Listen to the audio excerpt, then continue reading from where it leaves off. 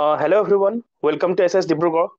তো আজি আছে আমাৰ 3 জুলাই ঠিক আছে 3/7/2025 তো আজি আহিছোঁ নিউজ পেপাৰটো নোটছ কি ইম্পৰ্টেণ্ট টপিক আছে আমাৰ related to current affairs okay তো ফাৰ্ষ্ট টপিক যদি আমি চাওঁ এইটো চোৱা আমাৰ বহুত very important topic okay government forms panel to suggest remedy to check drop out actually আমাৰ কি হৈছে আমাৰ অসমত ন তো আমাৰ স্কুল ড্ৰপ আউটটো বহুত ইনক্ৰিজ হৈ গৈছে আৰু অবভিয়াছলি আমাৰ অসমৰ ষ্টেটৰ কাৰণে এটা বহুত ডাঙৰ কনচাৰ্ণ হয় এইটো স্কুল ড্ৰপ আউট বহুতখিনি ইনক্ৰিজ হৈ গৈছে ডেছপাইট আমাৰ নিযুত মইনা স্কিম আছে তথাপিও বাদ বহুতখিনি ইনচেণ্টিভ বেছ আমাৰ স্কিম আছে তো থকাৰ পিছতো আমাৰ এনেকুৱা হৈছে যে আমাৰ স্কুলত কি হোৱা নাই তোমাৰ ড্ৰপ আউট বহুত বেছি বাঢ়ি গৈছে আৰু যদি এনেকৈ ড্ৰপ আউট ইনক্ৰিজ হৈ থাকে তেতিয়াহ'লে আমাৰ কি পৰিব আমাৰ অসমৰ এডুকেশ্যনৰ ওপৰত ইম্পেক্ট পৰিব ডাইৰেক্টলি ঠিক আছে আমাৰ অসমৰ ডাইৰেক্টলি এডুকেশ্যনৰ ওপৰত ইম্পেক্ট পৰিব আৰু আমাৰ অসমৰ ছ'চিঅ' ইকনমিক ইম্পেক্ট পৰিব তো চাওঁ আহকচোন why school drop out matter in Assam কিয় আমাৰ কাৰণে স্কুল ড্ৰপ আউট আমাৰ কাৰণে ইমান ডাঙৰ এটা সমস্যা হৈ গৈছে তো যদি চাব যোৱা Assam drop out rates among the highest in India তো বৰ্তমান যদি চাব যোৱা যিটো হাৰত আমাৰ অসমত ড্ৰপ আউট ৰেট ইনক্ৰিজ হৈ আছে তো ক'ব গ'লে one of the highest in India বুলি ক'ব পাৰি অ'কে আৰু সেইটোৱে আমাৰ কি হৈছে আমাৰ এটা কুৱেশ্যন এটা হৈ গৈছে আমাৰ ইয়াতে যে আমাৰ education social issues state policy বিলাকৰ ওপৰত এটা ক্ৰিটিকেল কুৱেশ্যন এটা আহি গৈছে যে কিয় ইমান ড্ৰপ আউট বিলাক হৈছে আমাৰ অসমত আৰু যদি এনেকৈ যদি ড্ৰপ আউট হৈ থাকে কি হ'ব আমাৰ গোটেই এডুকেশ্যন ছেক্টৰটোৱে ডেষ্ট্ৰ হৈ যাব অ'কে য'ত আমি ড্ৰিম কৰি আছো যে আমি চোৱা আমাৰ নেইবাৰ যিখিনি কাউণ্ট্ৰি নেইবাৰ যিখিনি ষ্টেট আছে আমাৰ নৰ্থ ইষ্টৰে তো তেওঁলোকে কি কৰি আছে আমাৰ অবভিয়াছলি তোমাৰ হায়েষ্ট লিটাৰেচি ৰেটত আগবাঢ়ি আছে তো আমি যদি ড্ৰপ আউট যদি আমি কৰি থাকো লিটাৰেচি ৰেট আমাৰ আগবাঢ়িব জানো অ'কে নাবাঢ়ে তো সেইটো কাৰণে আমাৰ এই যোনটো স্কুল ড্ৰপ আউট হৈ আছে আমাৰ কাৰণে বহুত ডাঙৰ মেটাৰ হয় আমাৰ অসমৰ কাৰণে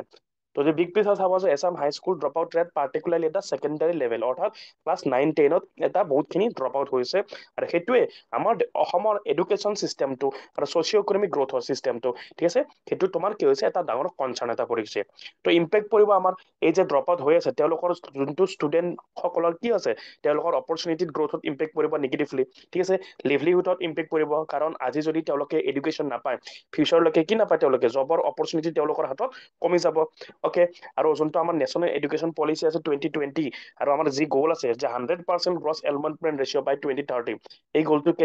তেতিয়াহ'লে কেনেকৈ হ'ব এই যোনটো গ'ল আছে যে 2030লৈকে আমি 100% গ্ৰছ এনৰলমেণ্ট ৰেচিঅ' কৰিব লাগে সেইটো ড্ৰিমটো আমি ফুলফিল কৰিব নোৱাৰিম কাৰণ আমাৰতো ড্ৰপ আউট হৈ আছে তো সেইটোৰ কাৰণে এটা বহুত ডাঙৰ কনচাৰ্ণ হয় আৰু যদি ড্ৰপ আউট হৈ আছে কিমান সংখ্যক ড্ৰপ আউট হৈ আছে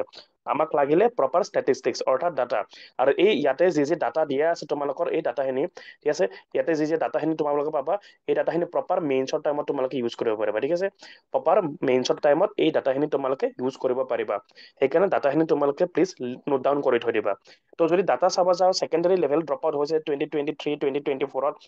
এছাম 19.46% অসমত কিমান হৈছে 19.46% আমাৰ ড্ৰপ আউট হৈছে secondary level second highest in India after Bihar হ'ল নাম্বাৰ 1 20.86% আৰু অসম হ'ল ছেকেণ্ড 19.46% আৰু নেশ্যনেল এভাৰেজ হ'ল ইণ্ডিয়া নেশ্যনেল এভাৰেজ 12.6% তো 12.6% কম্পেৰিজন চোৱা কিমান বেছি ড্ৰপ আউট হৈ গৈছে অ'কে গোটেই ভাৰতৰ ভিতৰতে আমাৰ অসম ছেকেণ্ড পজিশ্যন আছে ড্ৰপ আউটৰ ক্ষেত্ৰত বাট এটা দুখৰ বিষয় যে এইবিলাক নিউজত আমি ডিছকাশ্যন কৰাই নাই কোনটো নিউজ চেনেলে এইবিলাক ডিছকাশ্যন কৰি আছে কোৱাচোন ঠিক আছে এইটো ডিছকাশ্যন কৰিলেহে মানুহবিলাকে এৱাৰনেছ পাব মানুহে গমেই পোৱা নাই যে অসমত এইবিলাক হৈ আছে সেইকাৰণে কৈছো not only for exam perspective as a ষ্টেটৰ ৰেছপনচিবল চিটিজেন হিচাপে ভাৰতৰ নাগৰিক হিচাপে ঠিক আছে তোমালোকে এই ডাটাবিলাক অলপমান এনালাইচিছ কৰাটো জৰুৰী হয় okay next middle level drop out rate middle level যদি ড্ৰপ আউট ৰেট চাওঁ ক্লাছ 6ৰ পৰা 8লৈকে তেতিয়াহ'লে অসমত আছে 8.16% fourth highest after Bihar 25.99% then আছে তোমাৰ মেঘালয়া 12.41% দেন ঝাৰখণ্ড 9% দেন 4 নম্বৰত আছে আমাৰ কি আমাৰ অসম ঠিক আছে গোটেই দেশৰ ভিতৰত আৰু 4 নম্বৰত আছে আমাৰ অসম মিডিল লেভেল ড্ৰপ আউটত আমাৰ 4 নম্বৰত আছে আৰু এই ডাটাখিনি কেতিয়াবা প্ৰিলিমছতো সুধিব পাৰে দেই আৰু অবভিয়াছলি তোমালোকে মেইনছতো ইউজ কৰিব পাৰিবা মিডিল লেভেল 4 নম্বৰত আছে অসম আৰু ছেকেণ্ডাৰী লেভেল অৰ্থাৎ তোমাৰ ক্লাছ 9-10 এইবিলাক তোমাৰ কিহত আছে তোমাৰ ছেকেণ্ড হাইষ্ট আছে গোটেই অল ইণ্ডিয়াৰ ভিতৰত অ'কে তো এইখিনি বস্তু ইম্পৰ্টেণ্ট ডাটা ফেক্টছ মনত ৰাখিবা next C completion rate, complete কৰা ৰেট কিমান আছে 2023 যদি আমি 2019 লগত কম্পেয়াৰ কৰিব যাম, বয়সৰ কিমান আছে 57.4% কমপ্লিট ছেকেণ্ডাৰী এডুকেশ্যন কমপ্লিট কৰিছে, আৰু 2019ত কিমান আছিলে 62 আছিলে। চোৱা 2019ত আছিলে আমাৰ 62.6%, আৰু 2023 কিমান হলে 57.4%, অৰ্থাৎ ইনক্ৰিজ হৈছে, ঠিক আছে, সৰি অৰ্থাৎ ডিক্ৰিজ হৈ গৈছে। অকে, কমপ্লিট কৰা ৰেট ডিক্ৰিজ হৈছে, এইটো আমাৰ কাৰণে কনচাৰ্ণ হয় যে ষ্টুডেণ্ট এজনে কমপ্লিট কৰিছে নে ছেকেণ্ডাৰী এডুকেশ্যন। 2019ত 62% কমপ্লিট কৰিছিলে, 2023 57% জনে কমপ্লিট কৰিছে, অৰ্থাৎ ৰেট কমিছে, সেইটো আমাৰ কাৰণে কনচাৰ্ণ এটা হয়। গাৰ্লছৰ কিমান কমিছে 63.7% আছিলে তোমাৰ 2023, 63.7% আছিলে 2023, আৰু 2019ত আছিলে 64.6%, অৰ্থাৎ গাৰ্লছৰো কমিছে বয়ছৰো কমিছে, বয়ছত ইভেন বেছিকেহে কমিছে, ঠিক আছে। তো আমাৰ এটা কনচাৰ্ণৰ বিষয়, সেইকাৰণে কৈছো এইবিলাক অকল নিউজ পাৰ্সপেক্টিভত নহয়, এজ এ ৰেছপনচিবল চিটিজেন হিচাপেও পাৰ্সপেক্টিভত চোৱাটো তোমালোকৰ দৰকাৰ আছে। যদি নেশ্যনেল ৰেংকিং চাব যোৱা অসম থাৰ্ডত আছে, from the bottom drop out ৰেটৰ ভিতৰত গোটেই অভাৰঅল যদি চাব যাওঁ আমাৰ অসম কিমানত আছে থাৰ্ডত আছে, 3 নম্বৰত আছে আমাৰ ভাৰত, গোটেই ভাৰতৰ ভিতৰত অসম। নাম্বাৰ 1 আছে আমাৰ United states of Bihar and Meghalaya, ঠিক আছে, মেঘালয়া আৰু বিহাৰ আছে তোমাৰ নেক্সট ফাৰ্ষ্ট আৰু ছেকেণ্ডত, আৰু আমাৰ আমাৰ কি আমাৰ মৰমৰ অসম কেই মৰম আছে 3 নম্বৰত আছে। এইটো আমাৰ বিষয়ে বহুত এটা ডাঙৰ কনচাৰ্ণ হয়, এইবিলাক মুদ্দা তোমালোকে নিউজত উঠাব লাগে, ঠিক আছে, যাতে চৰকাৰ সচেতন হয়, নাগৰিক সচেতন হয়, আৰু আমাৰ কাৰণে পলিচি উলিয়াই। অকে, বাট প্ৰব্লেম এটা আছে আমাৰ, সেইটোৱে যে আমি মাছালা নিউজ ভাল পাওঁ, আমি থৰে না আমি এইবিলাক ভাল ভাল নিউজ আমি চাম, আমিতো কি চাম, আমি মাছালা নিউজ চাম। অকে, তো এছাম গভৰ্ণমেণ্টৰ যদি ৰেছপন্স চাওঁ আমি, এখন কমিটি ৰেকমেণ্ডেশ্যন কৰিছে, এখন কমিটি ফৰ্ম কৰিছে শ্ৰী তোমাৰ কৃষ্ণা বৰুৱা কমিটি। তো মনত ৰাখিবা কুৱেশ্যন সুধিব পাৰে কালিলৈকে তোমাৰ প্ৰিলিমছত যে কৃষ্ণা বৰুৱা কমিটি কাৰ লগত ৰিলেটেড, ঠিক আছে, কৃষ্ণা বৰুৱা কমিটি কাৰ লগত ৰিলেটেড কুৱেশ্যন সুধিব পাৰে, কাৰ লগত ৰিলেটেড যে আমাৰ অসমৰ যে এডুকেশ্যন ড্ৰপ আউট হৈ আছে তাৰ কাৰণে ৰিলেটেড আমাৰ কৃষ্ণা বৰুৱা কমিটি, ঠিক আছে, তাৰ কাৰণে আমাৰ কৃষ্ণা বৰুৱা কমিটি আমাৰ কাৰণে ইম্পৰ্টেণ্ট হয়। তো মনত ৰাখিবা Krishna Barua committee. Okay, next সেই কমিটিখন ফৰ্ম কৰিছিলে জুলাই 2025ত, আৰু ইলেক্ট কৰিছিলে কোনে এডিচনেল ছেক্ৰেটাৰী কৃষ্ণ বৰুৱা, আৰু মেম্বাৰ হ'ল শনীন্দ্ৰ দাস ওৱেছ ডি সমগ্ৰ শিক্ষা আছাম, তেওঁ হ'ল মেম্বাৰ। মনত ৰাখিবা কমিটিখন হেড কোন তোমাৰ কৃষ্ণ বৰুৱা, সেইকাৰণে কোৱা আছে কৃষ্ণ বৰুৱা কমিটি। তো গ'ল কি conduct detail study on secondary level drop out, কিয় ড্ৰপ আউট হৈছে সেইবিলাক আমি ষ্টাডি কৰিম, কিহৰ কাৰণে ড্ৰপ আউট হৈছে, ঠিক আছে, কি ষ্টেজত ড্ৰপ আউট হৈছে এইবিলাক আমি চাম, class, gender, geography, socio' economic status, গোটেই প্ৰপাৰ আমি ডাটাবিলাক ল'ব লাগিব, যেনেকে আৰ্লি মেৰিজৰ কাৰণে কিবা হৈছে নেকি, ডমেষ্টিক ৰেছপনচিবিলিটিৰ কাৰণে কিবা এটা প্ৰব্লেম হৈছে নেকি, পভাৰ্টিৰ কাৰণে, নে lack of access to school, নে স্কুল পোৱা নাই কাৰণে ড্ৰপ আউট হৈছে। অকে, তো প্ৰপাৰ আমি ষ্টাডি কৰিব লাগিব, আৰু গভৰ্ণমেণ্টে ষ্টাডি কৰাৰ কাৰণে এখন কমিটি ফৰ্ম কৰিছে যাৰ নাম হ'ল Krishna Barua committee. Very very important for prelims point of view also' and mains point of view also'. Okay, next যদি আমি চাব যাওঁ কিয় হৈছে এনেকুৱাকে, কজেছ কি ড্ৰপ আউট যে হৈছে আমাৰ কজেছ কি, নাম্বাৰ 1 ইকনমিক বেৰিয়াৰ্ছ, নাম্বাৰ 1 কি আহিব আমাৰ ইকনমিক বেৰিয়াৰ। তো ইকনমিকৰ ভিতৰত কি হ'ব পভাৰ্টি, য়েছ অবভিয়াছলি। যদি আমি এক্সাম্পল দিব যাওঁ, উদাহৰণ যদি চাব যাওঁ, চাউথ চালমাৰা আমাৰ আছে tea garden, cannot afford school related কষ্ট, যিখিনি স্কুল ৰিলেটেড কষ্ট আছে সেইখিনি আমি এফৰ্ডে কৰিব পৰা নাই চাউথ চালমাৰা ডিষ্ট্ৰিক্ট, যদি আমি এক্সাম্পল দিব যাওঁ। অকে, চাইল্ড লেবাৰ এটা আমাৰ ছেকেণ্ড ইছ্যু। তো ইকনমিকৰ বেৰিয়াৰৰ ভিতৰত যদি চাব যাওঁ, নাম্বাৰ 1ত ভিতৰত পৰিব কি পভাৰ্টি, ছেকেণ্ডত পৰিব কি চাইল্ড লেবাৰ। অকে, তো ভেৰি ভেৰি ইম্পৰ্টেণ্ট ফৰ এইখিনি মেইনছ পইণ্ট অফ ভিউ, সেইকাৰণে মই ব্ৰেকডাউন কৰি দিছো। চোৱা মেইনছত আমি কি কৰিব লাগে, কজেছ অকল 1 2 3 এনেকে লিখিলে নহয় ন, আমি কজেছ খিনি ব্ৰেকডাউন কৰিব লাগিব বেলেগ বেলেগ ইকনমিকেলি পাৰ্সপেক্টিভত, ছ'চিয়েল পাৰ্সপেক্টিভত। অকে, তো ইকনমিক পাৰ্সপেক্টিভত চালো আমি, ছেকেণ্ড চাই আছো ছ'চিয়েল পাৰ্সপেক্টিভত। আৰু চোৱা সেইকাৰণে মই বাৰে বাৰে তোমালোক কওঁ যে নোটছ প্ৰপাৰলি দিয়া আছে, নোটছ ৰেডিমেড মই বনাই দিছো, কেৱল তোমালোকে ৰিভাইজ কৰিবা। অকে, আৰু সেইকাৰণে কৈছো আমি অকল প্ৰিলিমছ পাৰ্সপেক্টিভতে নাচাই মেইনছ পাৰ্সপেক্টিভত এনালাইচিছ কৰিম ইছ্যুজ বিলাক। আৰ্লি মেৰিজ ছ'চিয়েল ফেক্টৰৰ ভিতৰত যদি চাব যাওঁ, নাম্বাৰ 1ত আহিব কি early marriage. Okay, particularly affect girls, mostly গাৰ্লছক এফেক্ট কৰিছে, উইথ 20.7% ড্ৰপ আউট ৰেট হৈছে for girls versus 19.8% for boys, ঠিক আছে। বইজৰ কিমান হৈছে 19.8, আৰু ইভেন গাৰ্লছৰ বেছি আছে 20.7। আৰু অবভিয়াছলি ছ'চিয়েল ফেক্টৰৰ ভিতৰত ডমেষ্টিক ৰেছপনচিবিলিটিও আহি যায়, তোমাৰ গাৰ্লছক আমি অপেন তোমাৰ প্ৰায়ৰিটাইজ কৰা হাউচ হোল্ড তোমাৰ ছেক্টৰৰ ভিতৰত ৰাদাৰ দেন এডুকেশ্যন। তো সেইটোৰ কাৰণে আমাৰ সমস্যা এটা হৈ আছে, ড্ৰপ আউট বাঢ়ি আছে, বাট এইটো অবভিয়াছলি আমাৰ অসমৰ কাৰণে এটলিষ্ট ভাল কথা হোৱা নাই, আমাৰ ভাৰতৰ কাৰণে এটা ভাল কথা হোৱা নাই, য'ত আমি আমাৰ অসম গ্ৰয়িং কৰাৰ ট্ৰাই কৰি আছো, ঠিক আছে। আমাৰ অসমক ভাৰতৰ ভিতৰতে শ্ৰেষ্ঠ ৰাজ্য এখন প্ৰস্তুত কৰাত আমি তৈয়াৰ কৰি আছো, বাট সেই অসমতে যদি এনেকুৱাকে ড্ৰপ আউট হৈ থাকে কেনেকৈ হ'ব? আমাৰ নহ'ব ন। কাৰণ যিকোনো এখন ৰাজ্য বা এখন দেশৰ কাৰণে আমাৰ মেইন মূল খুঁটিটো হ'ল আমাৰ এডুকেশ্যন। তো এডুকেশ্যনটোৱে যদি ভাল নহয় আমাৰ কেনেকৈ হ'ব? তো আমি এইটো কথাত গুৰুত্ব দিয়া উচিত। থাৰ্ড থাৰ্ড যদি আমি চাওঁ, জিঅ'গ্ৰাফিকেল চেলেঞ্জেছ আছে কিছুমান, বিকজ এক্সেছ নাপায় ৰিম'ট এৰিয়াবিলাকত, যেনেকৈ চৰ এৰিয়াবিলাকত, টি গাৰ্ডেন এৰিয়াবিলাকত স্কুল নাই, ট্ৰান্সপৰ্টেশ্যনৰ অসুবিধা। ফৰ এক্সাম্পল চাউথ চালমাৰা যদি ডিষ্ট্ৰিক্টৰ কথা কওঁ, এটা হাইষ্ট ড্ৰপ আউট ৰেট হৈছে 22.52% প্ৰাইমেৰীত আৰু 32.39% হৈছে আপাৰ প্ৰাইমেৰীত। অ'কে, তো এক্সাম্পল দিব পাৰা south Salmara district highest drop out rate. Next number 4, educational system আমাৰ ইছ্যু আছে, বিকজ আমাৰ প'ৰ ইনফ্ৰাষ্ট্ৰাকচাৰ আমাৰ এতিয়াও ভাল হোৱা নাই। তো লাহে লাহে আমি যেনেকৈ মডেল এডুকেশ্যন আমি আনি আছো, মডেল তোমাৰ স্কুলবিলাক বনাই আছো, তেনেকুৱাকৈ আমি এডুকেশ্যন ইনফ্ৰাষ্ট্ৰাকচাৰবিলাক ইম্প্ৰুভমেণ্ট কৰিব লাগিব। Lake of teacher, lab, internet in school এইবিলাকৰ অসুবিধা হোৱাৰ কাৰণে আমাৰ প্ৰপাৰ ইনফ্ৰাষ্ট্ৰাকচাৰ হোৱা নাই। ফাৰ্ডাৰ COVID-19 যেতিয়া হৈছিলে আমাৰ কেইবছৰমান আগত, তাতেও ইনক্ৰিজ ড্ৰপ আউট ৰেট তোমাৰ কি হৈছিলে, ইনক্ৰিজ হৈছিলে, কাৰণ স্কুল বন্ধ আছিলে, ইকনমিক ষ্টেজ আছিলে। অ'কে, নেক্সট নাম্বাৰ 5ৰ ৰিজন হ'ল জেণ্ডাৰ ডিছপেৰিটি। অবভিয়াছলি বহুতখিনি জেণ্ডাৰ ডিছক্ৰিমিনেশ্যন আমি দেখা পোৱা যায়। Girls have higher competition of rate. যদি চাব যাওঁ গাৰ্লছৰ ক্ষেত্ৰত কম্পিটিশ্যন ৰেট বেছি আছে, গাৰ্লছৰ কমপ্লিট কৰা ৰেট বেছি আছে। কিমান আছে? 63.7% আছে গাৰ্লছৰ, আৰু তাতে বইজৰ আছে 57.4% আছে। বা তথাপিও গাৰ্লছে কি কৰে, তোমাৰ ছ'চিয়েল যিখিনি বেৰিয়াৰ্ছ আছে তেওঁলোকে ফেচ কৰিবলগীয়া হয়, যেনেকে early marriage system. Okay, boys drop out more in economic reason, example work. আৰু বইজৰ সাধাৰণতে ড্ৰপ আউট ৰেটৰ এটা ৰিজন থাকে, সেইটো হ'ল কাম, ৱৰ্কিঙৰ কাৰণে। ঠিক আছে, সেইটো হ'ল ৱৰ্কিঙৰ কাৰণে। এইকেইটা হ'ল ৰিজন। যদি মেইনছত কুৱেশ্যন আহে কজেছ, এইখিনি তোমালোকে ধুনীয়াকৈ লিখিব লাগিব। নেক্সট আমি সলিউশ্যন চাম। নেক্সট আহিলে তোমাৰ সলিউশ্যন, কি কৰিব পাৰো, কি কি সলিউশ্যন আমি হাতত ল'ব পাৰো যাতে এই যোনটো সমস্যা আছে এই সমস্যাটো আমি দূৰ কৰিব পাৰো। নাম্বাৰ 1, ইনচেন্টিভ বেছ স্কিম। যেনেকে আমি নিযুত মইনা আনিছো, তেনেকুৱাকে ধৰণৰ আমি ইনচেন্টিভ বেছ স্কিম আনিব পাৰো, যাৰ সহায়ত আমি ফাইনেন্স প্ৰভাইড কৰিব পাৰো, স্কলাৰশ্বিপ প্ৰভাইড কৰিব পাৰো, ফ্ৰী ছাপ্লাই দিব পাৰো ষ্টুডেণ্টসকলক, যাতে এনৰলমেণ্ট ৰেচিঅ'টো আমাৰ আগবাঢ়ি যায়। অ'কে, এক্সেছ আমি ইম্প্ৰুভ কৰিব পাৰো, যাতে তোমাৰ যিখিনি ৰিম'ট এৰিয়া আছে, যেনেকে উদাহৰণ দিলোৱে মই চাউথ চালমাৰা ডিষ্ট্ৰিক্ট, তেনেকুৱা টাইপৰ টি গাৰ্ডেন, তেনেকুৱা টাইপৰ এৰিয়াবিলাকত আমি কি কৰিব পাৰো, এক্সেছ আমি এডুকেশ্যন বিল্ড আপ কৰিব পাৰো, এডুকেশ্যন ইনফ্ৰাষ্ট্ৰাকচাৰ আমি বিল্ড আপ কৰিব পাৰো। ট্ৰান্সপৰ্ট ফেচিলিটিছ দিব লাগিব তেওঁলোকক, ষ্টুডেণ্টবিলাকক, যিখিনি চৰ এৰিয়া আছে, ঠিক আছে, যিখিনি চৰ এৰিয়া আছে আমি ষ্টুডেণ্টখিনি ট্ৰান্সপৰ্ট ফেচিলিটি দিব লাগিব, যাতে তেওঁলোকে আগবাঢ়ি আহে আমাৰ এডুকেশ্যন ল'বৰ কাৰণে। অ'কে, নেক্সট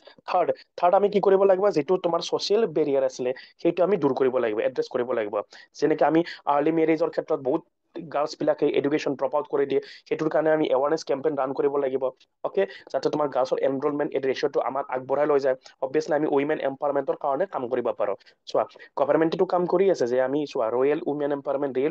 এম্পাৱাৰমেণ্ট কেতিয়া হ'ব, যেতিয়া গাৰ্লছে এডুকেশ্যন লাভ কৰিব। কাৰণ প্ৰাইমেৰী মেইন মূল সুঁতি এটাই আছে, সেইটো হ'ল তোমাৰ কি, এডুকেশ্যন। যদি এডুকেশ্যনে আমি নাপাওঁ, এডুকেশ্যনৰ যদি সুবিধা নাপাওঁ, তেতিয়াহ'লে দেশখন বা ৰাজ্যখন একো আমাৰ গঢ়লৈ উঠিব নোৱাৰে। তো প্ৰাইমেৰী আমি এডুকেশ্যনটো দিব লাগিব। তো গাৰ্লছ এডুকেশ্যন আমি গুৰুত্ব দিয়াটো উচিত, যিহেতু আমি উইমেন এম্পাৱাৰমেণ্টৰ ফালে দেশখন আগবাঢ়ি গৈ আছো।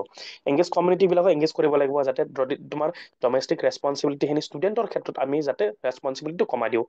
নেক্সট নাম্বাৰ 4, ইনফ্ৰাষ্ট্ৰাকচাৰ আমি বঢ়াব লাগিব, টিচাৰ হায়াৰ কৰিব লাগিব, প্ৰপাৰ ট্ৰেইনিং দিয়াব লাগিব, স্কুল ফেচিলিটিজ, ডিজিটেল এক্সেছ, ইণ্টাৰনেটৰ সুবিধা সকলোখিনি আমি দিব লাগিব, আৰু প্ৰপাৰ মনিটৰ কৰিব লাগিব ডাটা কিমানখিনি হৈছে। ঠিক আছে, তো UDI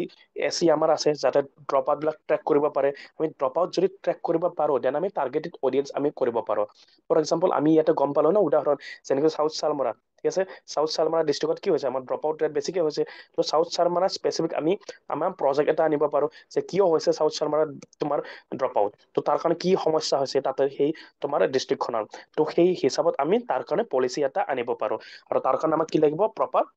মনিটৰ কৰিব লাগিব, ডাটা লাগিব। অ'কে, তো এইখিনি আছিলে সলিউশ্যনছ, আৰু এইখিনি আছিলে causes. Very very important for prelims as well as mains. ডাটাও ইম্পৰ্টেণ্ট, এনালাইচিছখিনি ইম্পৰ্টেণ্ট। আই হোপ সকলোৱে বুজি পাইছা। অ'কে, আৰু যদি তোমালোকৰ ইনিচিয়েটিভটো ভাল লাগিছে এনেকুৱা ডেইলি নিউজ এনালাইচিছ, তেতিয়াহ'লে প্লিজ লাইক, শ্বেয়াৰ এণ্ড কমেণ্টবিলাক কমেণ্ট কৰি পেলাই জনাবা। তেতিয়া আমি ফাৰ্ডাৰ সদায় কণ্টিনিউ কৰিব যোৱাৰ কাৰণে মটিভেশ্যন এটা পাম। তো তোমাৰ লগৰ বন্ধু বান্ধৱীবিলাকক শ্বেয়াৰ কৰিবা, ৰেকমেণ্ড কৰি জনাবা কেনেকুৱা পাইছা। অ'কে, কাৰণ অকল ইম্পৰ্টেণ্ট, ন' জাৰ্গনছ, অনলি ইম্পৰ্টেণ্ট টপিকবিলাকহে আমি ইয়াতে ডিছকাশ্যন কৰিম। নেক্সট ছেকেণ্ড টপিক, হাহিলা বিল। সেকেন্ড টপিক আমাৰ ইয়াতে নিউজত আছিলে হাহিলা বিল, ঠিক আছে। তো হাহিলা বিলৰ বিষয়ে আমি চাম অলপমান ডিটেইলছত, ঠিক আছে। তো হাহিলা বিল যদি আমি লোকেশ্যন চাওঁ, very very important for prelims পাৰ্সপেক্টিভত, কাৰণ কুৱেশ্যন ডাইৰেক্টলি প্ৰিলিমছত কুৱেশ্যন সুধিব পাৰে। হাহিলা বিল কোনখন ডিষ্ট্ৰিক্টত অৱস্থিত? ক'ত আছে? গোৱালপাৰা ডিষ্ট্ৰিক্টত অৱস্থিত। ওকে, তো কাৰেক্ট নেম হ'ল হাহিলা বিল, নট হাজিলা বিল। বহুতে হাজিলা বিল বুলি কয়, মিছস্পেলিং তোমাৰ হয়, এৰৰ হয়। তো এইটো আমি হাহিলা বিল অৰিজিনেল নেম। তো যদি আমি চাওঁ হাহিলা বিল, এটা নামতে গম পাইছা হাহিলা, হাহিলা মানে কি? হাঁহি দিয়া নহয়, হাঁহ, অৰ্থাৎ বিল কৈছো না আমি ৱেটলেণ্ড। তো তাতে কি আছে? আমাৰ কি আছে ইয়াতে? এনিমেল হাঁহ আছে, বেছিকে সোৱান। ওকে, তো হাঁহৰ পৰা আহিলে কি? হাহিলা বিল। ওকে, আৰু চাইজ যদি চাব যাওঁ 1500 বিঘা, অলমোষ্ট 245 হেক্টৰ আছে, লাৰ্জাৰ দেন দীপৰ বিল। দীপৰ বিলততো আমাৰ ডাঙৰ হয়। ওকে, সেইকাৰণে নিউজত আছিলে যিহেতু আমাৰ ইম্পৰ্টেণ্ট হয় হাহিলা বিল। তো ইকলজিকেল ইম্পৰ্টেণ্ট যদি চাব যাওঁ হাহিলা বিলৰ, বায়'ডাইভাৰ্চিটি হাব হয়, হোম টু ডাইভাৰ্ছ ফ্ল'ৰা ফৌনা, বহুত বিলাক আছে ইয়াতে, হিষ্টৰিকেল বাৰ্ডো আছে ইয়াতে। ওকে, মাইগ্ৰেটৰী বাৰ্ড পোৱা যায় আমাৰ। ফ্লাড ৰেগুলেশ্যন, ৱেটলেণ্ড আমি জানো যিখিনি এক্সেছ, যেতিয়া আমাৰ মনচুন আহি যায়, যেতিয়া আমাৰ মনচুন আহে নদীবিলাকত কি হৈ যায়? পানী অভাৰফ্ল' হৈ যায়, এক্সেছ অভাৰফ্ল' হৈ যায়। যেতিয়া এক্সেছ অভাৰফ্ল' হৈ যায় পানীবিলাক, তেতিয়া আমি কি কৰো? এই যিখিনি এই ৱেটলেণ্ড বিলাক আছে, ৱেটলেণ্ড বিলাকে এবজৰ্পশ্যনৰ কাম কৰে। এক্সেছ ৱাটাৰ খিনি ৱেটলেণ্ড বিলাকে এবজৰ্ব কৰি লয়। তো তাৰ কাৰণে আমাক ফ্লাড ৰেগুলেট কৰিব পাৰো আমি। তো ফ্লাড ৰেগুলেট কৰাৰ কাৰণে ৱেটলেণ্ড ইম্পৰ্টেণ্ট হয়। আৰু এই হাহিলা বিলখনে ফ্লাড ৰেগুলেশ্যনৰ কাম কৰি আছে, যাৰ সহায়ত গোৱালপাৰা ডিষ্ট্ৰিক্টখন আমি ফ্লাডৰ পৰা আমাক প্ৰটেক্ট কৰাই আছে। ওকে, হাইড্ৰলজিকেল বেলেঞ্চ আমি নিয়ন্ত্ৰণ কৰো। আমি নিউট্ৰিয়েণ্ট চাইক্লিং যি আছে আমাৰ নিউট্ৰিশ্যন পানীত, হাইড্ৰলজিকেল অৰ্থাৎ যাৰ কাৰণে তোমাৰ ফিছ পপুলেশ্যন হওক, মেৰিন পপুলেশ্যনখিনি, ঠিক আছে, আমি সেইখিনি ইম্প্ৰুভমেণ্ট কৰিব পাৰো। গ্ৰাউণ্ড ৱাটাৰটো আমাক ৰিচাৰ্জ কৰি ৰখাই থৈ দিয়ে। কম্পেৰিজন যদি কৰো, অবভিয়াছলি দ্বীপৰ বিলতকৈও ডাঙৰ হয়। ওকে, আৰু দ্বীপৰ বিল যিটো আমাৰ অসমৰ এটা আছে ৰামচাৰ চাইড, দ্বীপৰ বিলতকৈ ডাঙৰ হয়, আৰু আমাৰ ক্ৰিটিকেল এছেট হয় হাহিলা বিলো। ওকে, তো সেইকাৰণে হাহিলা বিলো প্ৰটেক্ট কৰিব লাগে। এতিয়া আছিলে এইখিনি আছিলে ecological importance of Hahila Beel. Mains point of view important সুধিব পাৰে ডাইৰেক্টলি, যে ecological and write down the features of the ecological and cultural importance of the Hahila Beel. তো ইকলজিকেল ইম্পৰ্টেন্স চালো। নেক্সট আমি এতিয়া cultural importance, cultural and historical significance. তো এই হাহিলা বিল আমি চেক্ৰিট স্পেচ বুলি কওঁ। লোকেল বিলাকে কয় যে Hahila Beel as a place of a silent blessing. তো বহুতে পুৰণি সময়ত এই যিখিনি আছে, এই হাহিলা বিলৰ ওচৰত মানুহবিলাকে কি কৰে? তোমাৰ প্ৰেয়াৰ কৰিব আহে, ঠিক আছে। তেওঁলোকে প্ৰেয়াৰ কৰে ডিউৰিং দ্য টাফ টাইম, যেতিয়া মানুহৰ সমস্যা হয়, যেতিয়া কাৰোবাৰ ষ্ট্ৰেছ হৈ থাকে, প্ৰব্লেম এটা ফাঁচি থাকে, তেতিয়াহ'লে মানুহবিলাকে এই ঠাইলৈ আহি পেলাই তেওঁলোকে চাকি জ্বলায়। ওকে, আৰ্থ এণ্ড লেম্প চাকি জ্বলাই পেলাই তেওঁলোকে প্ৰেয়াৰ আৰম্ভ কৰে। সেইকাৰণে এই হাহিলা বিলক আমি প্লেচ অফ চাইলেণ্ট ব্লেছিং বুলি কওঁ, চেক্ৰিট এটা space. Fishing community, obviously local বিলাকে ইয়াতে ফিচিং কৰে। তো লেভলিহুডৰ কাৰণে ইকনমিক পাৰ্সপেক্টিভতো আমাৰ ইম্পৰ্টেণ্ট হয়। লিজেন্স বিলাকে কয় যে এই যোনখন এটা হাহিলা বিল ন, এটা তোমাৰ মেচিভ আইৰন চেইন আছে ইয়াৰ তলত। ওকে, এই হাহিলা বিলৰ তলত এটা মেচিভ আইৰন চেইন এটা থকা বুলি কয় লোকেল বিলাকে। সেইটো আমাৰ তোমাৰ এটা মিথিকেল এটা মাইথলজি পাৰ্সপেক্টিভত আমাৰ চাব পাৰো। কালচাৰেল লছ, আৰু বৰ্তমান কি হৈছে? যিহেতু এনক্ৰোচমেণ্ট বাঢ়িছে, ডিগ্ৰেডেশ্যন হৈছে, সেইকাৰণে এই হাহিলা বিলখনৰ বিউটি গুচি গৈছে, কালচাৰেল লছ হৈছে। আৰু এই নিউজটো সেইকাৰণে মই চোৱা, যি নিউজ আহি গৈছো, এটাতো হ'ল আমাৰ ফাৰ্ষ্ট মেইন মটিভটো হ'ল এক্সাম। আৰু এক্সামৰ লগতে যদি তুমি এক্সামৰ প্ৰিপাৰেশ্যনো কৰা নাই, সেইকাৰণে কৈছো ভিডিঅ'টো সকলোৰে লগত শ্বেয়াৰ কৰা, যাতে যোনে যোনে এক্সামৰ প্ৰিপাৰেশ্যনো কৰা নাই তেওঁলোকে যাতে সচেতন হওক। কাৰণ হাহিলা বিলৰ কি হৈছে? কালচাৰেল লছ হৈছে। ইমানখিনি চিগনিফিকেন্স থকা এখন বিল যদি কালচাৰেল লছ হৈ যায়, আমাৰ কাৰণে অলপমান বেয়া লাগিব। অবভিয়াছলি আমাৰ কাৰণে এটা সম্পদৰ ক্ষতি হয় এইটো। তো এইখন আমি প্ৰটেক্ট কৰিব লাগিব। এই বিলখন আমি জনসাধাৰণে প্ৰটেক্ট কৰিব লাগিব, গভৰ্ণমেণ্টক প্ৰেছাৰ দিব লাগিব, যাতে এই বিলখন কি কৰে? প্ৰটেক্ট কৰে। ওকে, তো নেক্সট পটেনচিয়েল মেইনছ কুৱেশ্যন মই ইয়াতে দিয়া আছো দুটা, তো প্লিজ এনচাৰ কৰিবা। Explain the ecological and cultural significance of Hahila Beel in Goalpara. How can Assam balance eco' tourism and conservation at Hahila Beel while addressing local concern. তো দুটা মই মডেল এনচাৰ এটা বনাই দিছো, মডেল কুৱেশ্যন এটা বনাই দিছো তোমালোকক। আহিব পাৰে মেইনছত এনেকুৱা ধৰণৰ কুৱেশ্যন, যিটো হাহিলা বিল নিউজত আছিলে। তো প্লিজ তোমালোকে এনচাৰ কৰিবা। এটলিষ্ট ড্ৰাফ্টখিনি হ'লেও তোমালোকে কমেণ্ট ছেকশ্যনত জনাব পাৰা। ওকে,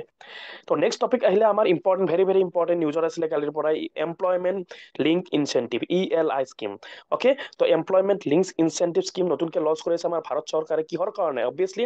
এমপ্লয়মেণ্ট জেনেৰেশ্যনৰ কাৰণে। তো নতুন স্কিম, যিয়ে তোমাৰ এমপ্লয়মেণ্ট জেনেৰেশ্যন সুবিধা কৰিব। ওকে, যাৰ ফলত কি হ'ব? আমাৰ দেশত কি হৈছে? আমাৰ দেশত যদি এতিয়া বৰ্তমান ডাঙৰ এটা সমস্যাৰ নাম কওঁ, সেইটো হ'ল তোমাৰ আনএমপ্লয়মেণ্ট। তো আনএমপ্লয়মেণ্ট ৰিডিউচ কৰাৰ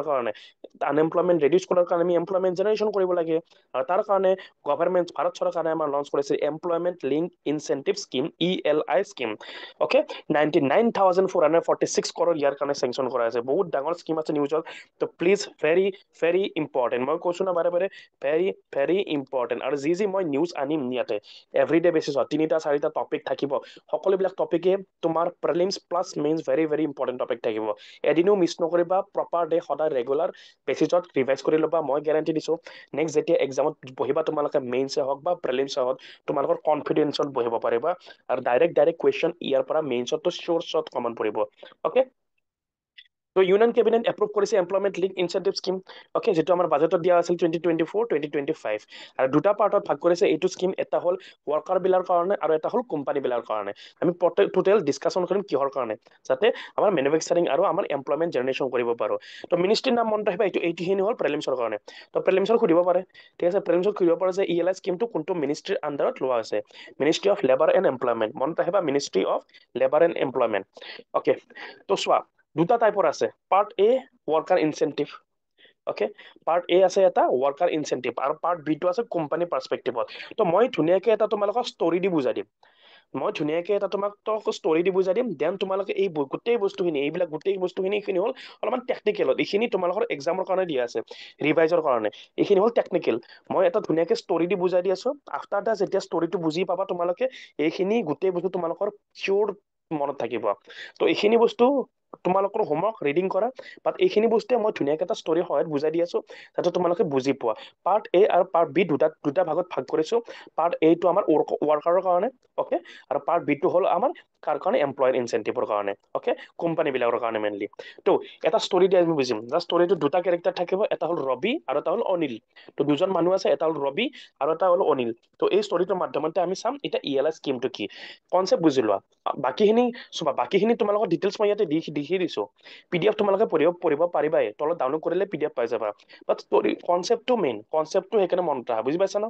তো পাৰ্ট 8 আমি চাম Ravi gets his first job তো পাৰ্ট 8 যোনটো আমি চাইছিলো ওয়াৰ্কাৰৰ কাৰণে তো ৰবি তো এটা ষ্টৰি চাম যে এটা মানুহ এজন আছিলে যাৰ নাম হ'ল ৰবি তেওঁ ফাৰ্ষ্ট এটা জব পালে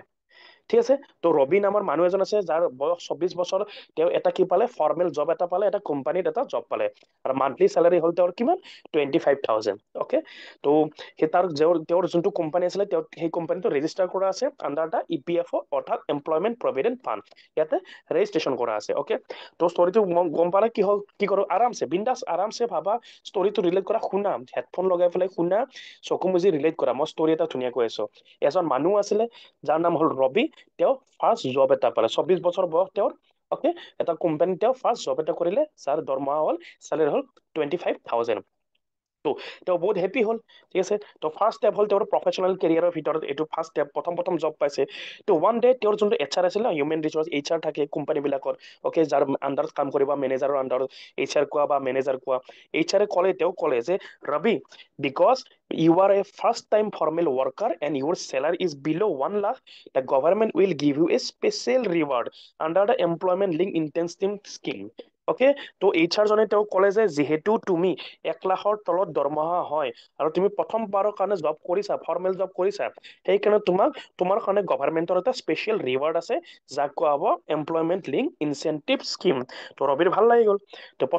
সেইকাৰণে প্ৰথম ইয়াতে কি গম পালা যে ফাৰ্ষ্ট ফৰ্মেল জব হ'ব লাগিব not the second time okay আৰু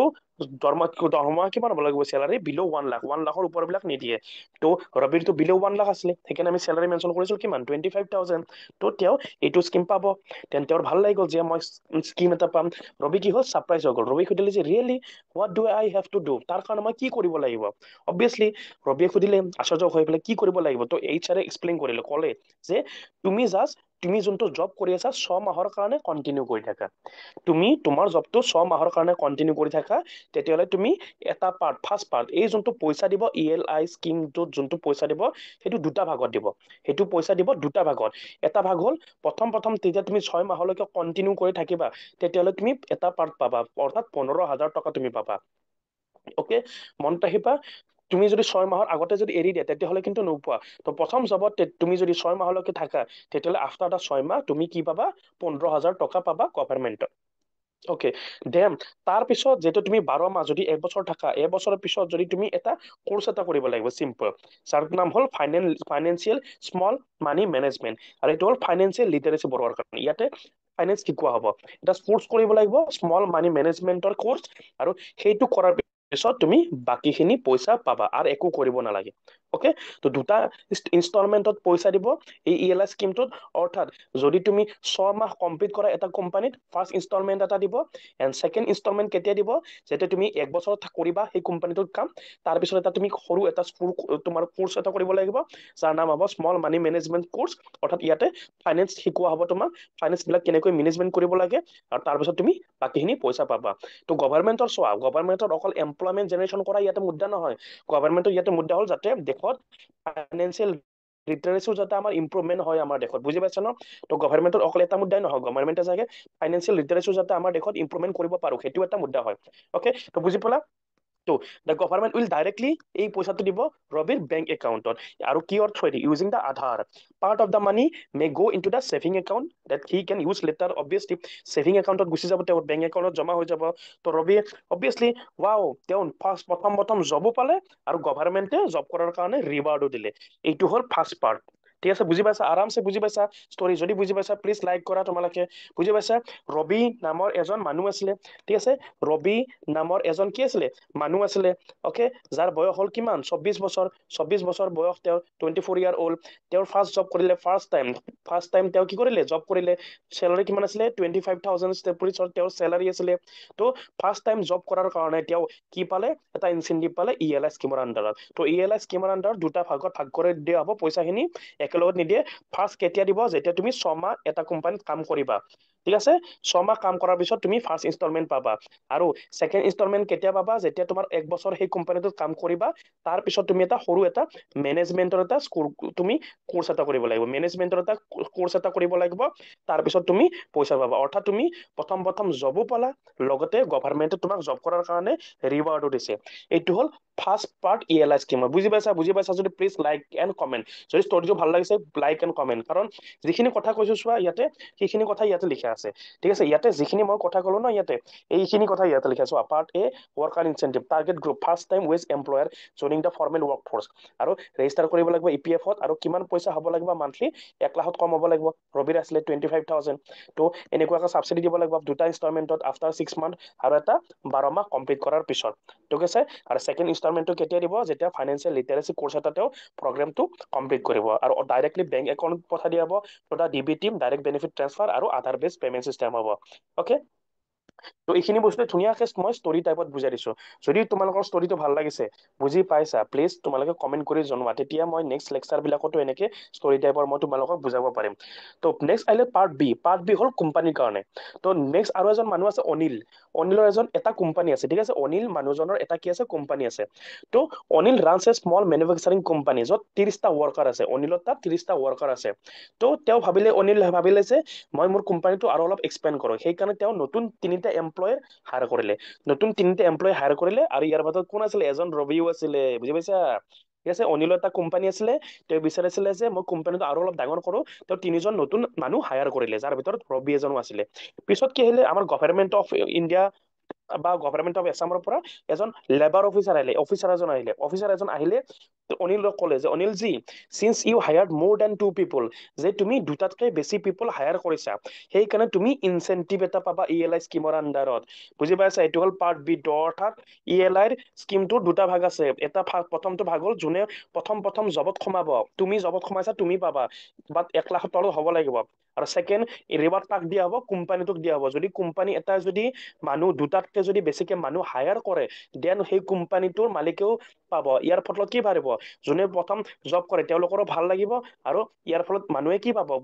বেলেগ মানুহক তোমাৰ জবত ইনক্লুড কৰাৰ কাৰণে মটিভেশ্যনো পাব বিকজ কোম্পানীটোক দিয়া হ'ব কোম্পানী মানুহজনক তো ইয়াতে কোম্পানী মানুহজন কি আছিলে অনিল তো অনিলে পাব ওকে তো অনিল ক্লিয়াৰ হৈ গ'ল হোৱাট ডু আই গেট মই কি পাম সুধিলে লেবাৰ অফিচাৰজনক তো লেবাৰ অফিচাৰজনে এটা স্মাইল কৰিলে হাঁহিলে ক'লে যে for every new employee you hire you earns less than 1 lakh per month তো যদি তুমি নতুন যদি এমপ্লয়ী হায়াৰ কৰিছা আৰু যাৰ দৰমহা 1 লাখৰ তলত হয় তেতিয়াহ'লে তোমাক গভৰ্ণমেন্টে 1,000 পৰা 3,000লৈকে পাৰ মান্থ তোমাক দিব ডিপেণ্ডিং কৰিব তেওঁলোকে কিমান আৰ্ণ কৰি আছে ঠিক আছে তোমাক 1,000 পৰা 3,000লৈকে তোমাক পাৰ মাহত তোমাক দিব কি হিচাপত দিব যদি তুমি যি মানুহক হায়াৰ কৰিছা যদি তুমি কোম্পানীটোত এনেকুৱা এটা মানুহক হায়াৰ কৰিছা যাৰ চেলাৰী হ'ল 10,000 তেতিয়াহ'লে তুমি 1,000 টকা এটা পাবা যদি 20,000 টকাৰ যদি মানুহ এজনক যদি তুমি হায়াৰ কৰিছা তুমি 2,000 টকা পাবা আৰু যদি 20,000 টকাৰ এইটো ধৰ তুমি 25,000 ঠিক আছে 25,000 যদি তুমি হায়াৰ কৰিছা দেন তুমি 3,000 পাৰ মান্থ তুমি পাবা ওকে ওকে তো স্যালাৰি যদি 10,000লৈকে যদি স্যালাৰি আছে মানুহজনৰ তুমি 1,000 পাৰ মান্থ এইটো কোনে পাব কোম্পানীটোৱে পাব বিকজ তেওঁ হায়াৰ কৰিছে না মানুহ অৰ্থাৎ অনিলে পাব ওকে যদি কোম্পানী নতুনকে মানুহ হায়াৰ কৰিছে যাৰ স্যালাৰি 20,000লৈকে হয় তেন 2,000 টকা পাব আৰু 20,000 ওপৰত যদি স্যালাৰি হয় তেতিয়াহ'লে তেওঁ কোম্পানীৰ মালিকে কিমান পাব 3,000লৈকে পাব আৰু মানিটো ডাইৰেক্টলি কোম্পানীৰ বেংক একাউণ্টত সোমাব ঠিক আছে আৰু এইটো 4 বছৰলৈকে you will get this help for 4 বছৰলৈকে এই মানিটো পাই থাকিব দেন অনলি অবভিয়াছলি চিল হৈ গ'ল সি ভাবিলে যে গভৰ্ণমেণ্টে মোক কি কৰিছে মানুহক যে মই জব দিছো তাৰ কাৰণে গভৰ্ণমেণ্টে মোক হেল্প কৰিছে ইয়েছ ইয়াত হয় দি দুটাতে হয় এইটোৱে হ'ল চিম্পলি PELI স্কিম এটা দিব ELI স্কিমত আনন্দ কাক এটা দিব তোমাক যোনে কাম কৰিব তেওঁলোকক দিব ফাৰ্ষ্ট টাইম কামৰ কাৰণে আৰু এটা দিব কাক কোম্পানী বিলাকক কোম্পানী মানুহ হায়াৰ কৰাৰ কাৰণে তো গম বুজি পালা ন কেছটো এইটো হ'ল ধুনীয়াকৈ মই ষ্টৰী মাধ্যমত বুজাই দিলো এইটোৱে হ'ল ELI স্কিম ওকে এইটোৱে হ'ল ELI স্কিম আৰামছে বুজি পাইছা এতিয়া টেনচন নাই এইটো সেকেন্ড পাৰ্ট বি টো মই অনিলৰ থ্ৰুৱে দি বুজিলো টাৰ্গেট গ্ৰুপ কোন থাকিব পাৰ্ট অফ যোনে সাপোৰ্ট এমপ্লয়াৰ সাপোৰ্ট কৰিব ওকে তো firm at least two additional employee হ'ব লাগিব আন্ডাৰ 50 ৱৰ্কাৰ হ'ব লাগিব ওকে দেন নতুন মানুহ যদি হায়াৰ কৰে less than 1 lakh per month তেতিয়াহ'লে তেওঁ কি পাব ইনচেন্টিভ পাব ওকে যেনেকৈ অনিলে হায়াৰ কৰিছিলে ন সেইকাৰণে তেওঁ ইনচেন্টিভ পালে ইনচেন্টিভ কি পাব 10,000লৈকে 1,000 20,000লৈকে 2,000 আৰু 20,000 ওপৰ হলে 3,000 কে তেওঁ মানি পাব আৰু ডাইৰেক্টলি বেংক একাউণ্টত পাব তো এইটোৱে হ'ল ELI স্কিম মই ধুনীয়াকৈ তোমালোকক ৰবি আৰু অনিলৰ ষ্টৰী থ্ৰুৱেদি বুজাই দিছো যদি বুজাই পাইছা please raise Euro hand okay raise Euro hand ইয়াতে তোমালোকে কি কৰিবা লাইক কৰিবা আৰু শ্বেয়াৰ কৰিবা আৰু কমেণ্ট কৰি জনাবা যদি ষ্টৰীটো ভাল লাগিছে বুজি পাইছা কমপ্লেক্স টপিক এটা মই ইজিলি আণ্ডাৰষ্টেণ্ড কৰাই দিছো তোমালোকক ওকে তো মৰেল অফ দ্য ষ্টৰী যদি পাওঁ ৰবি ৰিৱাৰ্ড পালে তেওঁ জইনিং কৰাৰ কাৰণে জবৰ কাৰণে ফৰ্মেল জবৰ কাৰণে ওকে আৰু অনিলে ৰিৱাৰ্ড পালে কি কাৰণে নতুন জব ক্ৰিয়েট কৰাৰ কাৰণে ওকে তো গভৰ্ণমেণ্টে দুজনকে হেল্প কৰিলে এমপ্লয়মেণ্টটো হেল্প কৰিলে আৰু যোনে এমপ্লয়মেণ্ট দিয়া আছে তেওঁলোকক হেল্প কৰিম ওকে তো বুজি পাইছা কমেণ্ট কৰি জনাবা যদি এনেকুৱা ষ্টৰীবিলাক তোমালোকৰ ষ্টৰী সহায়দি কাৰেণ্ট এফেয়াৰ্ছৰ টপিকবিলাক বুজাব লাগে ওকে তেতিয়া মই মটিভেশ্যন পাম next last topic digital India আমাৰ যি ডিজিটেল ইণ্ডিয়া আছিলে এইটো কেতিয়া লঞ্চ কৰিছিলে মনত আছে ন 2015 এতিয়া কিমান হ'ল 2015 পৰা 2025 10 বছৰ হ'ল ঠিক আছে আমাৰ যি ডিজিটেল ইণ্ডিয়া আছিলে ডিজিটেল ইণ্ডিয়া কি হ'ল 10 বছৰ হ'ল PM মোদীৰ ডিজিটেল ইণ্ডিয়া মুভমেণ্ট সেইকাৰণে ডিজিটেল ইণ্ডিয়া নিউজত আছে কুইকলি চাম কি ফিচাৰ্ছ কি আছিলে কেতিয়া লঞ্চ কৰিছিলে 2015ত লঞ্চ কৰিছিলে ডিজিটেল ইণ্ডিয়া কিহৰ কাৰণে লঞ্চ কৰিছিলে যাতে আমাৰ ইণ্ডিয়াখন ডিজিটেলি এম্পাৱাৰ কৰিব পাৰো আমাৰ যাতে নলেজ ইকনমি গঢ়ি এটা তুলিব পাৰো তাৰ কাৰণে এটা আমি আমব্ৰেলা প্ৰগ্ৰেম এটা লঞ্চ কৰিছিলো সেইটো হ'ল তোমাৰ ডিজিটেল প্ৰগ্ৰেম আমব্ৰেলা প্ৰগ্ৰেম হ'ল এটা ডাঙৰ সিংগল প্ৰগ্ৰেম যাৰ ভিতৰত বহুত বেলেগ বিভিন্ন ধৰণৰ স্কিম এণ্ড পলিচি সোমাই থাকিব তো 9টা পিল্লাৰ আছিলে এই ডিজিটেল ইণ্ডিয়াৰ 9টা পিল্লাৰ আছিলে ভেৰি ইম্পৰ্টেণ্ট ফৰ কি প্ৰিলিমছ ভেৰি ইম্পৰ্টেণ্ট ফৰ প্ৰিলিমছৰ কাৰণে 9টা পিল্লাৰ ডিজিটেল ইণ্ডিয়াৰ মনত ৰাখিবা যিটো 10 বছৰ হ'ল তো কি পিল্লাৰ আছে broadband highway universal access to mobile connectivity public internet access e-governance reforming government through technology okay e-kranti electronic delivery of service information for all electronics and manufacturing IT for job and early harvest program total 9টা pillar আছে digital ইণ্ডিয়াৰ very important for prelims পাৰ্সপেক্টিভত মনত ৰাখিবা question সুধিব next ইয়াৰ চাবা তোমালোকে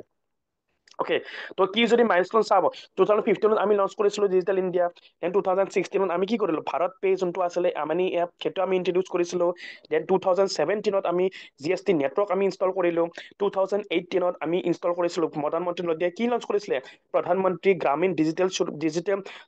তোমাৰ সাক্ষৰতা অভিযান ওকে দেন 2020 দা আৰোগ্য সেতু এপ আমি লঞ্চ কৰিছিলো বিকজ অফ COVID-19 দেন আহিলে তোমাৰ অবভিয়াছলি 2018 পিছত আমি 2019ত লঞ্চ কৰিছিলো national policy on electronics then 2021 আমি উমাং লঞ্চ কৰিছিলো উমাং ইণ্টাৰনেশ্যনেল ইনগ্ৰেট কৰিছিলো 2022 national language translation mission launch কৰিছিলো 2023 G20 আমি হোষ্ট কৰিছিলো আৰু 2024ত আমি গ্লোবেল ইণ্ডিয়া আমি ASI আমি ইণ্ডিয়াই হোষ্ট কৰিছিলো তো এইটো আছিলে milestone of digital journey towards the India okay very important for mains এনেকুৱাকৈ মেইনছত লিখিবা তোমালোকে এইখিনি তোমালোকে মেইনছত লিখিবা ওকে নেক্সট কি যদি এচিভমেন্ট যদি চাব যাওঁ আমি যদি এচিভমেন্ট চাব যাওঁ ডিজিটেল ইণ্ডিয়াৰ then digital connectivity telephone connection কিমান বাঢ়িছে ইয়াতে ডাটা দিছোঁ হা তোমালোকক মই ঠিক আছে ইয়াতে মই তোমালোকক ভেৰি ভেৰি ইম্পৰ্টেণ্ট ডাটাবিলাক দিছোঁ প্লিজ ইউজ কৰিবা কিহত মেইনছত ইয়াতে ইউজ কৰিবা কিহত মেইনছত ইউজ কৰিবা তোমালোকে এই ডাটাখিনি telephone connection rose from 93.3 crore in March 2014 to 120 crore in April 2025 বাৰে বাৰে কৈছোঁ কিন্তু আকৌ এবাৰ কৈছোঁ শুনা ভালকে মন দি very very important for data for mains okay internet এইবিলাক ডাটা লিখিলে পাবা মাৰ্কছ ইণ্টাৰনেট কানেকশ্যন কিমান জাম্প পাইছে 25.15 crore আছিলে 2014ত 96 crore হ'ল তোমাৰ 2024ত অ'কে গ্ৰ'থ হৈছে 285%। ব্ৰডবেণ্ড কানেক্টিভিটি কিমান হৈছে বাঢ়িছে 6.1% আছিলে 2 crore 2014ত 94 crore হৈছে 2024ত 151% বাঢ়িছে 5G and connectivity 5G launch কৰিছিলোঁ আমি 2022ত in just 22 month India install কৰিছিলে 4.74 lakh 5G tower covering 99.6% of the district okay তো very very important data digital কানেক্টিভিটিৰ ক্ষেত্ৰত এইবিলাক হ'ল এচিভমেণ্ট নেক্সট আহিলে digital finance and inclusion UPI আমি লঞ্চ কৰিছিলোঁ ইউনিফাইড পেমেণ্ট ইণ্টাৰফেচ UPI যেনেকৈ তোমাৰ জিপে ফোনপে অ'কে এইবিলাক হ'ল UPI থ্ৰুদি আমি পেমেণ্ট চিষ্টেমটো আমি কৰিছিলোঁ নিয়াৰলি 460 million people and 65 million merchants use UPI according to an ACI worldwide report 2024 India handles 49% of global real-time transaction in 2023 আধাৰ আমি লঞ্চ কৰিছিলোঁ আধাৰ বেছ KYC system know your customer KYC means কি know your customer system has helped simplify process in both banking and public চাৰ্ভিচৰ কাৰণে সিহঁত থৈ দি তোমাৰ paper work আমি ৰেডিউচ কৰি দিছিলোঁ আৰু ভেৰিফিকেশ্যন আমাৰ পাছ হৈছিলে আৰু কৰাপশ্যন কমি গৈছিলে ট্ৰান্সপাৰেঞ্চি একাউণ্টেবিলিটি বৃদ্ধি পাইছিলে আৰু as of April 2025 142 crore Aadhaar ID কি হৈছে জেনেৰেট হৈছে তো very very important data for মেইনছৰ কাৰণে অ'কে তো এইখিনি আছিলে তোমালোকৰ আজিৰ দিনটোৰ ডেইলি নিউজ এনালাইচিছ তো ষ্টৰিটো যদি ভাল পাইছিলা ELI স্কিমৰ আৰু ডাটাখিনি তোমালোকৰ যদি ভাল লাগিছে দেন প্লিজ তোমালোকে এইটো ভিডিঅ' বেলেগ ফ্ৰেণ্ডৰ লগতো শ্বেয়াৰ কৰিবা আৰু কমেণ্ট কৰি জনাবা যাতে আমি সদায় এনেকুৱা ধৰণৰ ভিডিঅ'বিলাক আনি থাকিব পাৰোঁ most of the most important current এফেয়াৰ্ছখিনি তোমালোকৰ 5খন পেপাৰৰ পৰা বাছি মই ইয়াতে লৈ আহিম ঠিক আছে তো thank you so' much everyone জয় হিন্দ জয় ভাৰত জয়